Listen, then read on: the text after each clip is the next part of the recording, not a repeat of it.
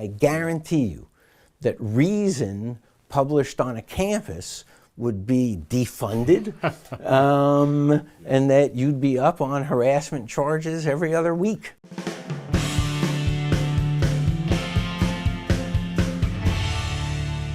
Hi, I'm Nick Gillespie for Reason TV, and today we're talking with Alan Charles Kors, who is the Henry Charles Lee Professor of History at University of Pennsylvania, the co-founder of FIRE, the Foundation for Individual Rights in Education, and one of the great historians of the Enlightenment, in fact, the editor of the Oxford Encyclopedia of the Enlightenment. Alan, thanks for talking with us. My privilege. Let's talk about higher education, free speech, related issues.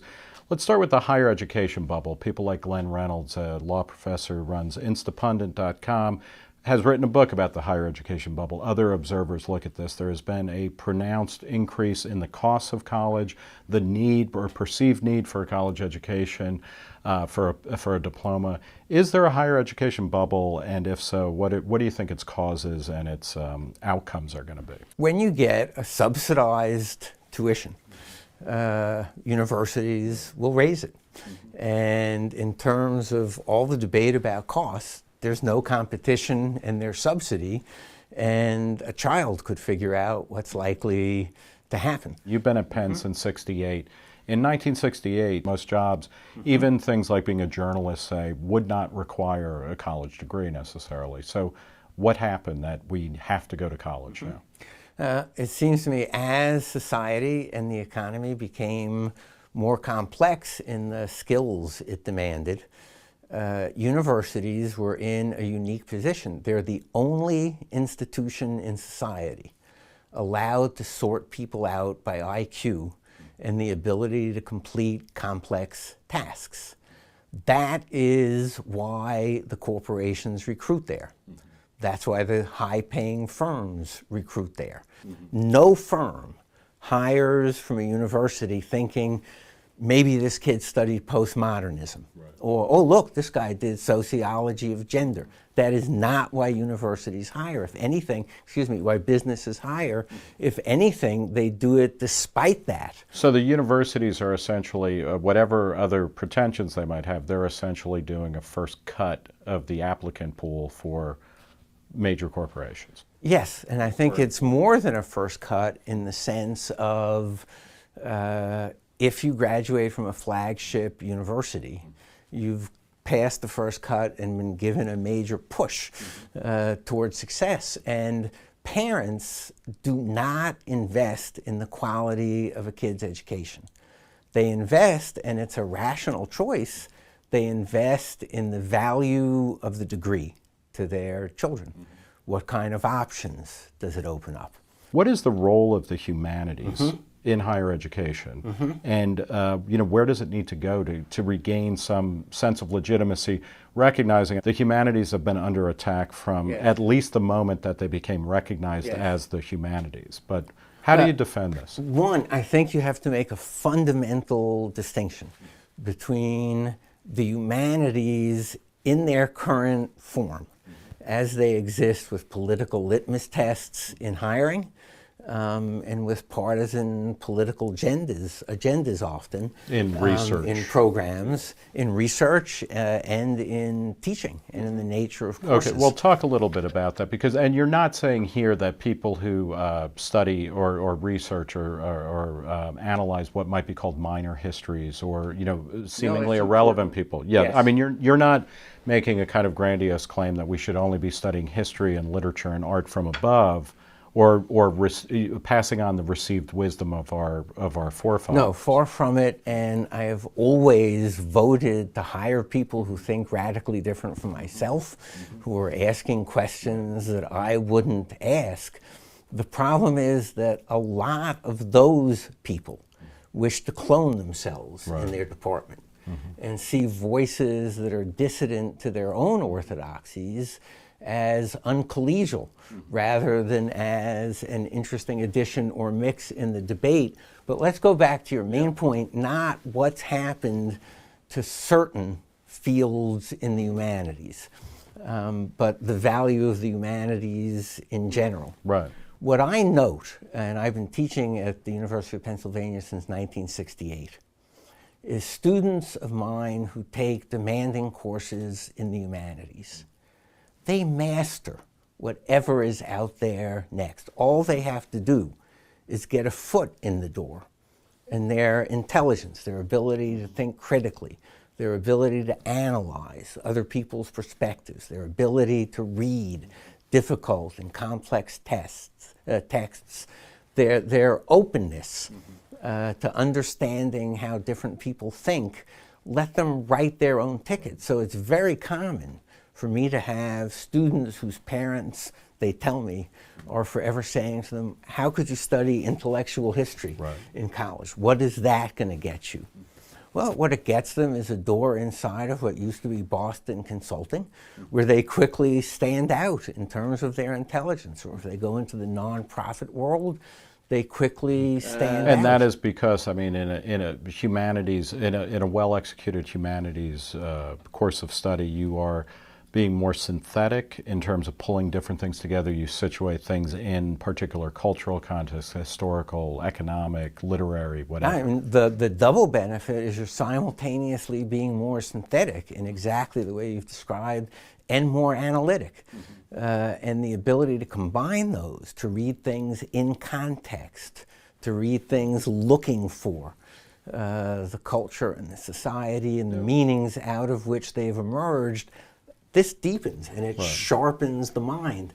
But if you are taking a course, the goal of which is to make you understand that you have false consciousness, that you don't understand the way in which America has brainwashed and mystified your mind, which has given us, and I believe it's an increasing phenomenon with each passing year, a faculty that thinks of its primary goal as the demystification of students who have been brainwashed and given false consciousness by consumer capitalist America. That is not of intellectual value, though you might still engage some interesting texts in the course of that. And that also then, I mean, essentially in that sense, while they're demystifying the humanities or power relations, they're also ultimately devaluing what they're studying. Well, that's exactly right. And they are contributing to the very crisis of the humanities that they are bemoaning. When I was an undergraduate at Princeton, and so this would have been in the early 60s. So. I was a history major, took a ton of literature courses, some classics courses. What the surveys tell me, and it's obvious in retrospect from personal conversations, almost everyone who taught me was on the left. There was no way to know that from their teaching, from their curriculum. And what inspired me in terms of how I teach, and I think it's a model for both history and the humanities in general. So I was taking a course from a Marxicizing Princeton historian of the 20th century who gave us a great diversity of things to read, but among them some pieces of his own, so students knew where he was coming from. When he gave back the midterms, he said, "You have shamed me. I gave you a lot of different perspectives to read, and you all told me what you thought I wanted to hear. So for the final exam, I am going to assign the book I disagree with most about the 20th century. And I am not going to ask you to critique it.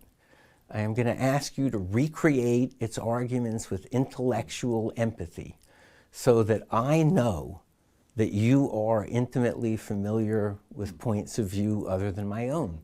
The text was Hayek's The Road to Serfdom. It completely changed my own intellectual and moral life and trajectory. And as it happened, I said to myself, I already knew I wanted to teach.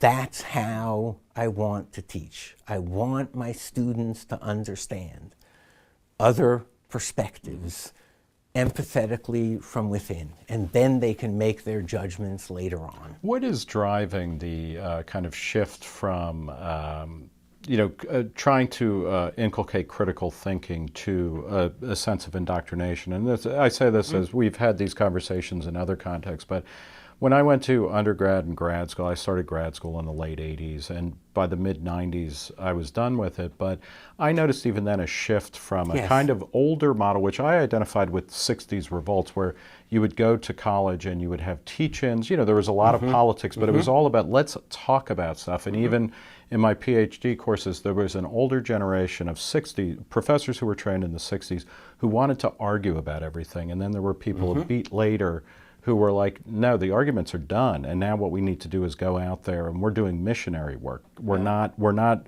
engaging in free play or inquiry. That's right, and missionary work is the antithesis of critical education and real dialogue. What was going on there? I mean, and as somebody who, if you started in '68, you're of of several generations before current people coming out with PhDs. But what was the shift? Let's go back to the 70s to set it in context.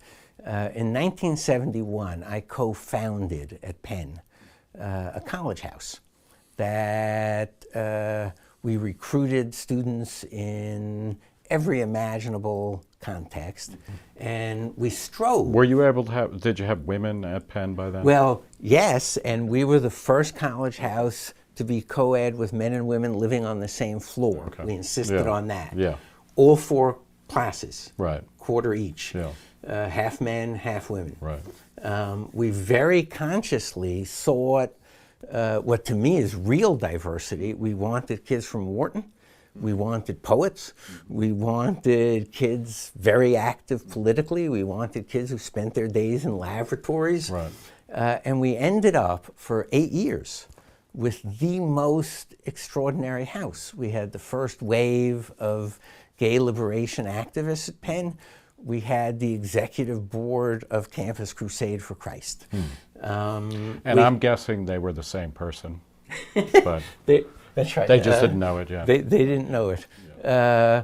We had Maoist revolutionaries. We had the virtually underground college Republicans. We had the first wave of really militant feminists on campus. And we had lots of people from the leadership of the Catholic Newman Center. At a time when Penn was about 3% black, just inviting students to come to a place where you could just be yourself. That's the way we presented ourselves. Integrate your intellectual and residential life, cultural and residential life, and just be yourself. Time when Penn was 3% black, we were 20% black, absolutely extraordinary. And these kids argued all the time. They spent their life arguing, but they humanized their relationships. They learned to talk to each other. They identified their points of disagreement. I was there, a Hayekian defender of free market, surrounded by majority of students who thought that... As the students were arguing, were your faculty colleagues also arguing? Yes. So, and then, so what happened that the picture you're painting here is unimaginable, essentially, on most campuses. That's correct. Where you segregate by ideology, or, or this type of free space is not being allowed anymore. I think what happened at Penn is typical of what happened in a lot of places.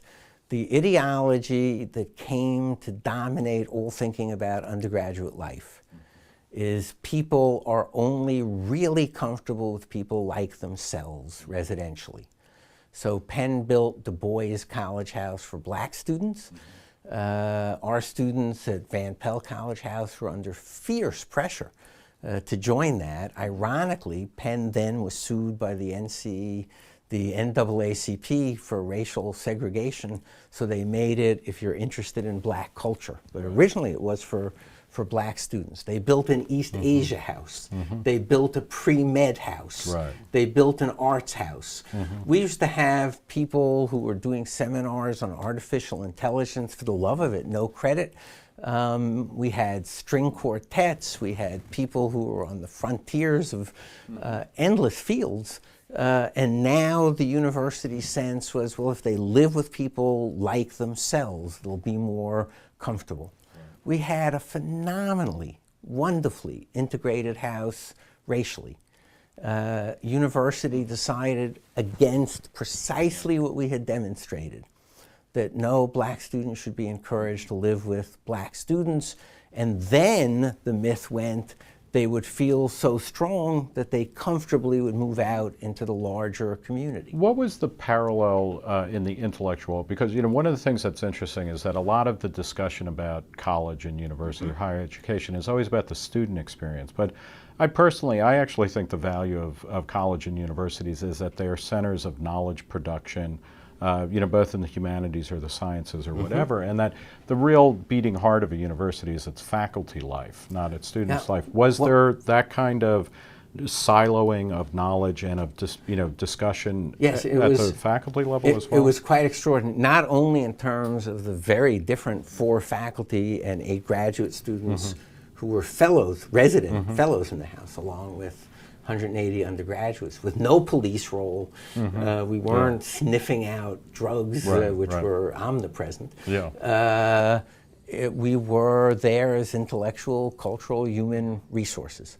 Every faculty member and graduate student there taught a For the Love of It seminar every week, all of which were full. Undergraduates loved having that. And once a week, we invited faculty members to come in and talk about their research, African history, brain structure, evolutionary psychology. It was absolutely extraordinary. And we would get 100, 120 kids out of 180 thrilled that a faculty member was coming down to talk about his or her research. That doesn't happen anymore, and it's very, very sad. How come? Is it, but what happened? I think the infantilization of students played a certain role in that. For example, one night a week, every Wednesday night, our students could invite, we dined together 4 nights a week as a house. Our students could invite any faculty member they wished to get to know better to come to the house for dinner. A table would be set up for people who wanted to dine. But what made that possible, to a certain extent, was it was preceded by a wine and sherry hour. Now the university comes in and decides that students are children. There can be no drinking with faculty members and students together. And it used to take about 20 minutes of disinhibition at our sherry hours. It's like a 5th grade dance, boys on one side, girls on the other. And you know, my 5th grade dances didn't have much sherry, but I get what you said. You get the scene.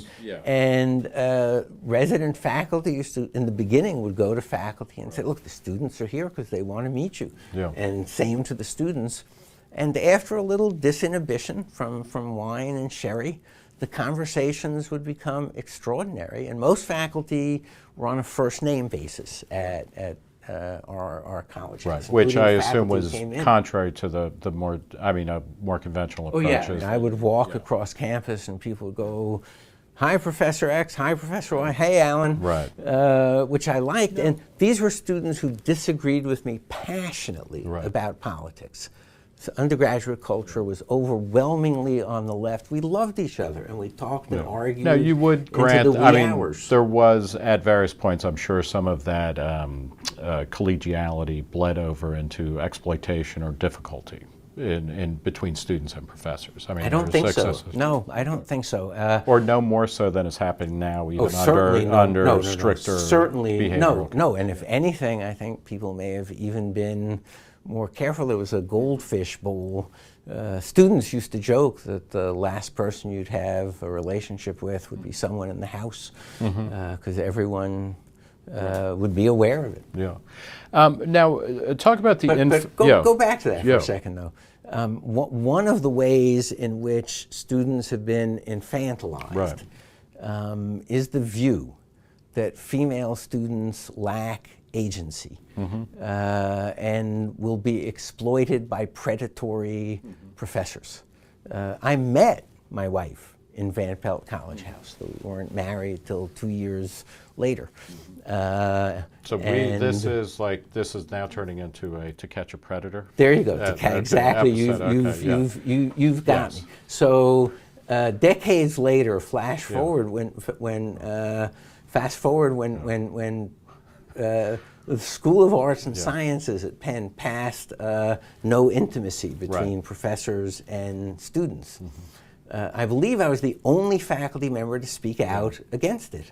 And I said, look, what everyone who knows evolution knows is assortative mating. You get two people in a lab interested in the same protein. They live in that lab. They talk science together all the time. It's the most natural way for people to meet similar people. Colleges are great centers of assortative mating. Faculty looked at me as if I were out of my mind. It passed. I was invited with my wife to a dinner at the dean's. And I introduced my wife to the dean, and I said, Rosemary, if your policy had been in place, this loving marriage wouldn't exist, our beautiful children wouldn't exist. She turned red and said, I'm not an anti-romantic, but you have got to protect women from predatory professors. And my wife said to her, no, your real problem would have been how to protect professors from predatory young women such as I and my friends who found them of great interest, and these poor innocents didn't know what to do with us. Well, you've written... My last invitation to a dean's house, I was going to say, they brought your car around immediately. You've written in Reason and also in books like The Shadow University about this return of in loco parentis. And it is kind of stunning that the 70s, the 60s gets all the misty-eyed remembrances, but it was really in the 70s where colleges, undergraduate courses of study were widened, where people could make more choices. Students could make more choices, living decisions and things like that. And that, it looked like it was going to be the new normal, but in fact it's been revealed to be a very brief window. Because colleges now dictate courses of study much more than they used to. Absolutely. How you live, who you live with, how you talk. Where is that coming from? I think your question is the essential one that has to be asked about what happened to university education. The same generation that gave us the free speech movement gave us speech codes. The same generation that gave us mandatory chapel. My freshman year at Princeton was the last year of mandatory chapel, but at least they advertised it.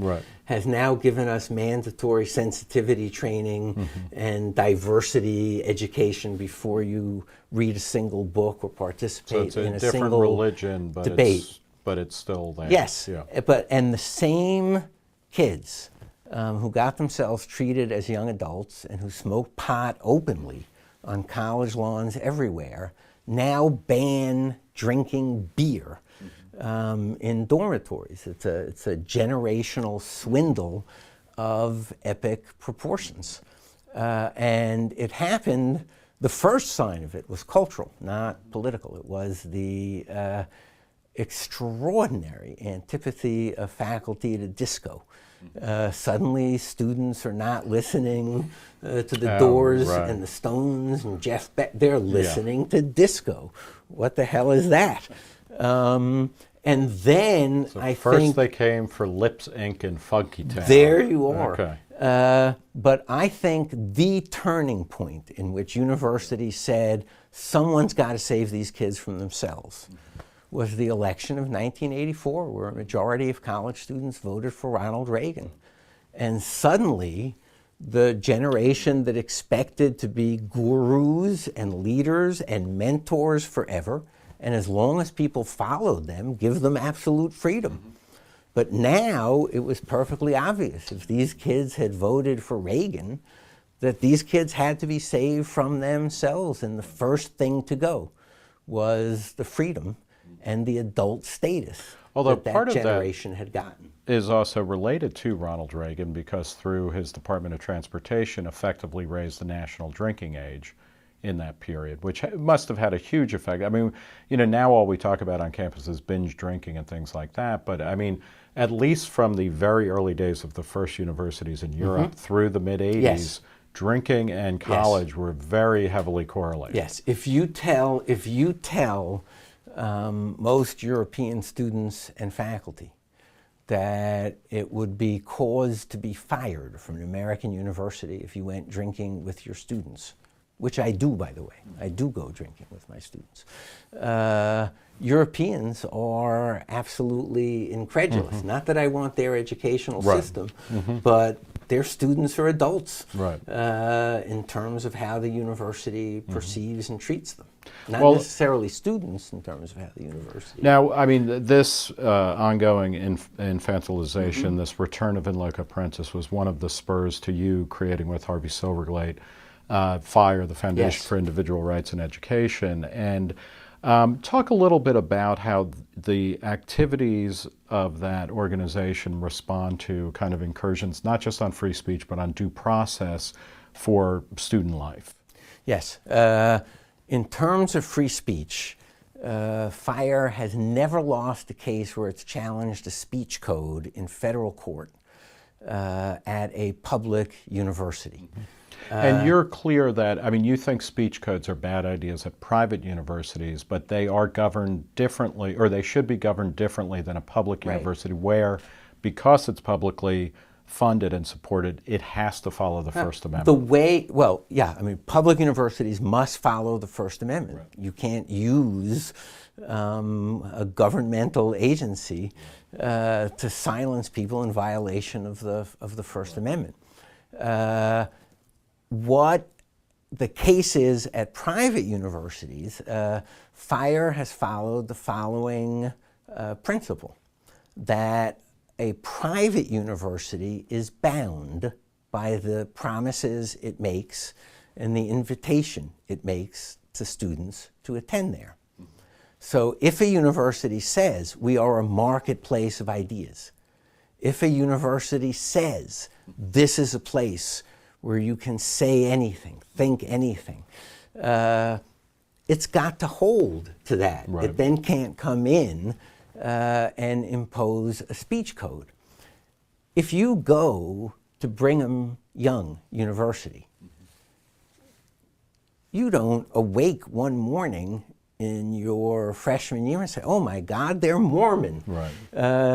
If you choose to go to a Benedictine seminary, it doesn't occur to you, oh, they got me here under fraudulent terms. It's a Catholic seminary.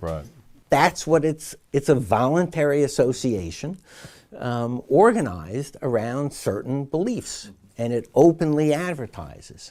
But most of our universities, private, promise free speech, promise legal equality, and then deliver selective suppression of speech.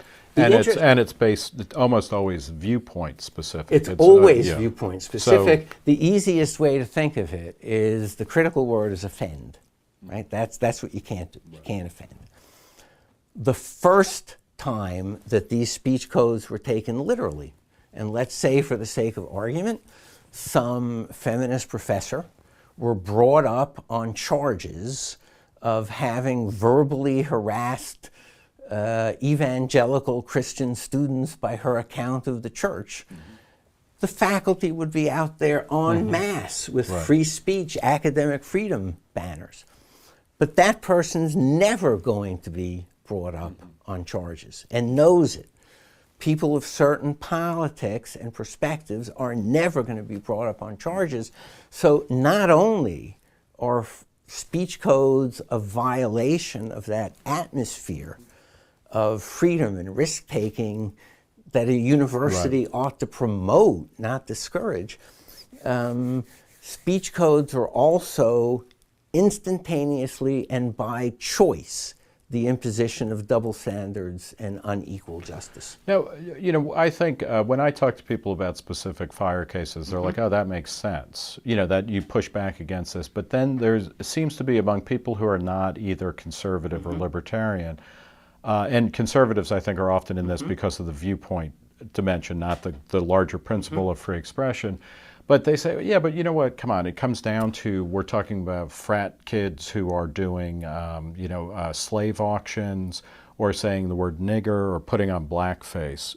What are the typical cases where somebody is having a speech code used those against cases them? actually are relatively rare, but let's take them. Do you think that a performance of the Vagina Monologues, for example, would be interrupted as sexual harassment and the play banned?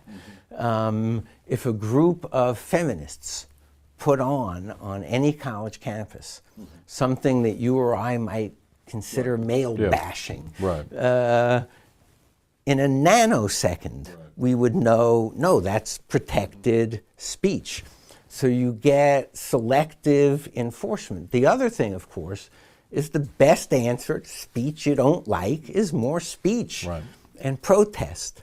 When I was involved in bringing down the speech code at the University of Pennsylvania, but it was still operative, the university came and honored Andra Serrano's Piss Christ.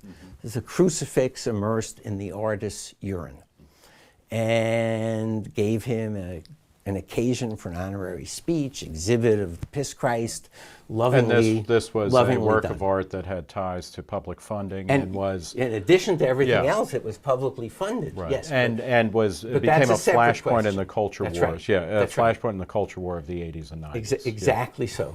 So a group of people from the Newman Center and from evangelical groups came to me and said, this is a terrible double standard. They should suppress this Andra Serrano event.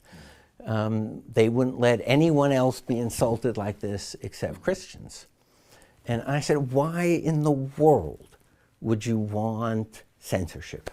If I were you, what I would do is hold an event. Here's what the cross means to the university. Here's what it means to us.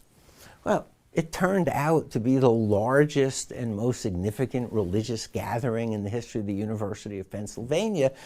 It reminded me of when the American Nazi Party wanted to march in Skokie, which has the very high percentage of Holocaust survivors at the time. And the city fathers banned them. ACLU took the city fathers to court.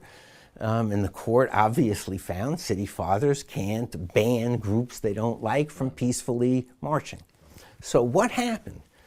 The picture that went forth to the world was as the American Nazi Party in their absurd uniforms marching down the street, you see everyone along the sidewalk with their backs turned in contempt. I mean, freedom's a wonderful medium.